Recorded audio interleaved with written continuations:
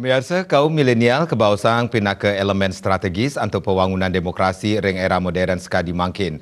Penglimbakang teknologi informasi keabtiang sida nincapang pawasana kaum milenial untuk pemargin demokrasi.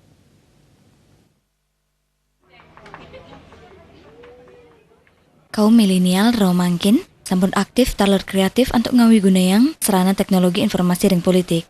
Majang pemilih pemula mangde presiden nyarengin pemargin demokrasi melarapan untuk nangiang uratian ipun ring kewentenan pelemahan sistem taler instrumen negara sani pinaka media demokrasi. Pendidikan puniki kacinayang ring pemargin pemilu sani lintang. Tekan tenang pemilih milenial makata petang 10% saking kewentenan warga negara sani nganggen hak pilih. Nincapan wilangan partisipasi pemilih ring pemilu presiden nyinayang pemilih pemula dan membuat kewentenanipun. Puni kemawinan para milenial mangde kedap-dapin becek untuk ngarepin era teknologi. Sangkaning punika para calon peserta pemilu mangde nguningayang ini kahanan kaum milenial. Di era digital, demokrasi itu memiliki tantangan yang luar biasa.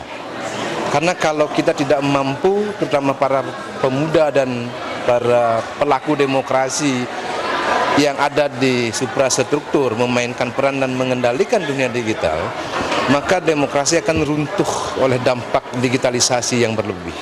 Persoalannya adalah kebijaksanaan berpikir, kebijaksanaan berbuat, serta upaya pengendalian dunia digital dengan prinsip-prinsip demokrasi itu wajib dilakukan.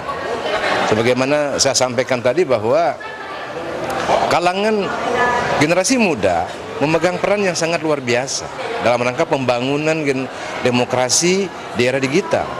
Masalahnya sekarang adalah jangan sampai para generasi muda ini tergerus justru oleh digitalisasi. Demokrasi digital sayan kalimbakang mangda kaum milenial presiden nincapang kreativitas miwa advokatif untuk memanggihin demokrasi. Komang Yuda Bali TV.